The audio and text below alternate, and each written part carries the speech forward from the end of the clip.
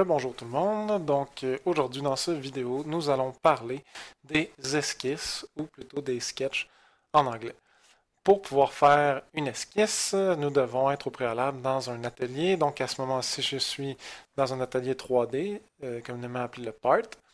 Et la majorité des outils utilisés dans le part vont nécessiter une esquisse pour pouvoir être utilisée. C'est pourquoi d'ailleurs la majorité des outils qu'on voit sont en gris pâle, donc je ne peux pas cliquer sur ces outils-là en ce moment, principalement parce que je n'ai pas encore créé d'esquisse ou je n'ai pas encore créé de 3D.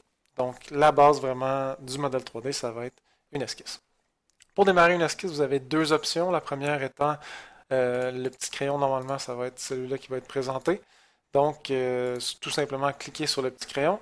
Et bien sûr, lorsqu'on fait un dessin, on veut être sur une surface planaire. Hein? On veut pouvoir dessiner sur une table plane et non sur un côté arrondi ou rugueux. Pour Katia, ça va être la même chose. Donc, elle nous demande d'avoir un plan sur lequel baser son esquisse.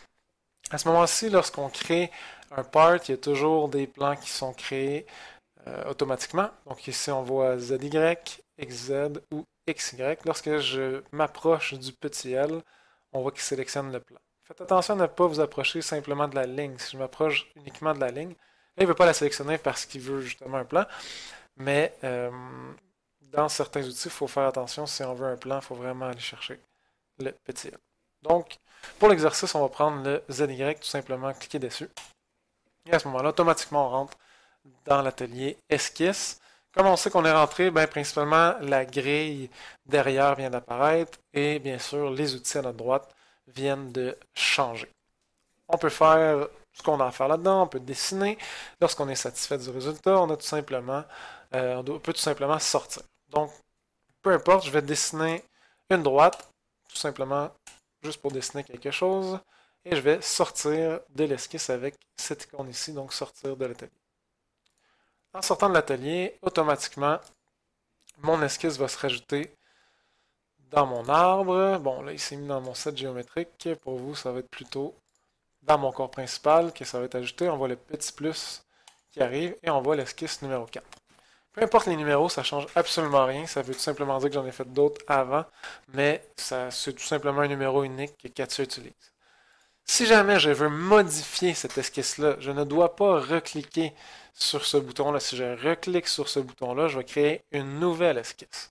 Donc à ce moment-ci, si je veux agrandir ma ligne, par exemple, je dois vraiment retourner dans mon arbre et aller double-cliquer sur l'esquisse contenant ma géométrie. Comment je sais que c'est cette esquisse-là qui contient ma géométrie? Pour l'instant, c'est simple.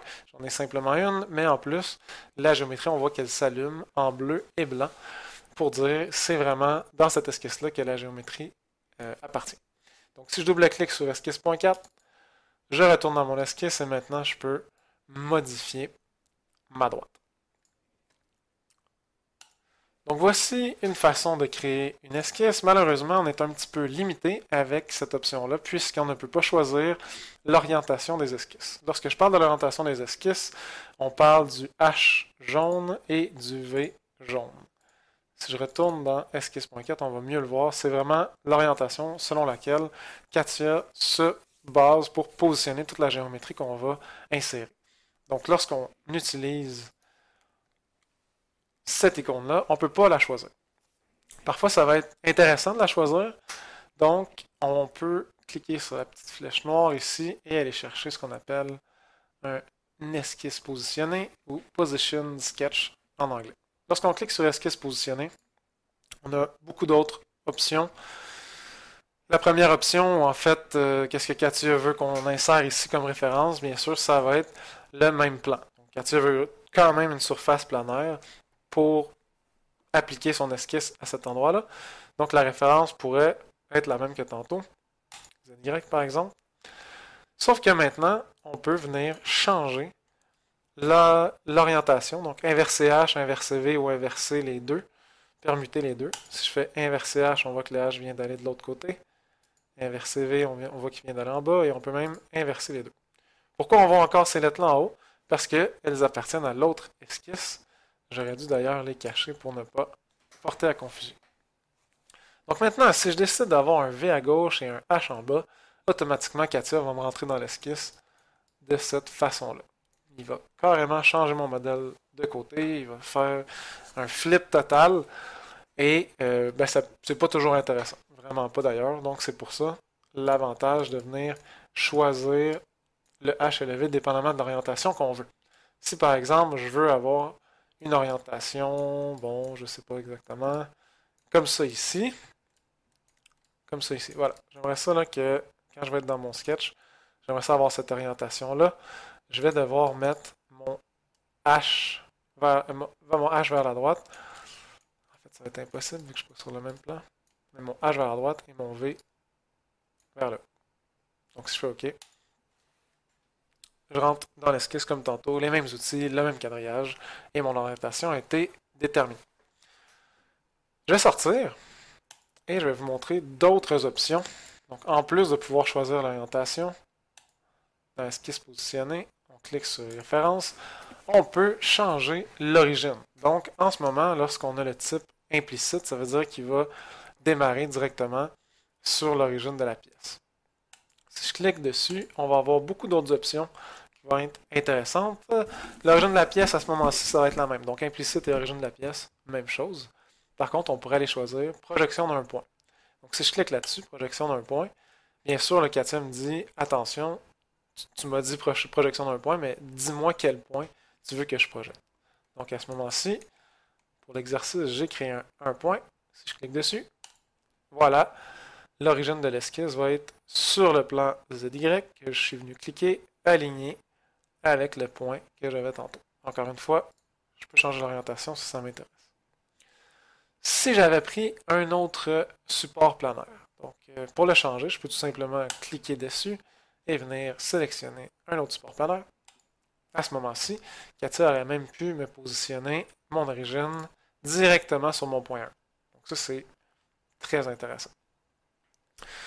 Une autre fonction intéressante, ça pourrait être intersection de deux lignes.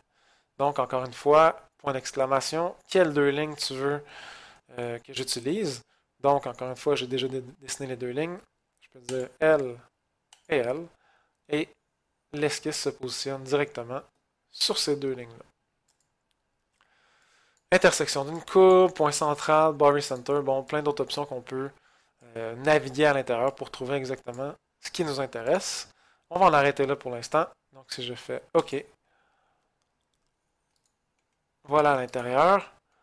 Attention ici, lorsqu'on rentre dans l'esquisse, on ne doit pas avoir le V vers la droite et le H par en bas. C'est vraiment, vraiment mauvais de commencer à dessiner avec une mauvaise orientation parce que si je reprends une droite, par exemple, et que je la dessine, je me dis, ah, parfait, je vais avoir une droite horizontale, on s'entend. Sauf que si je viens mettre une contrainte d'horizontalité, bien sûr, lui, CATIA, il ne va pas selon l'orientation de l'écran, il va selon l'orientation des lignes H et V. Donc, faire bien attention de toujours se positionner comme il faut, le V en haut et le H vers la droite, pour pouvoir mieux modéliser, mieux dessiner. Ça va être beaucoup plus facile comme ça. Voilà.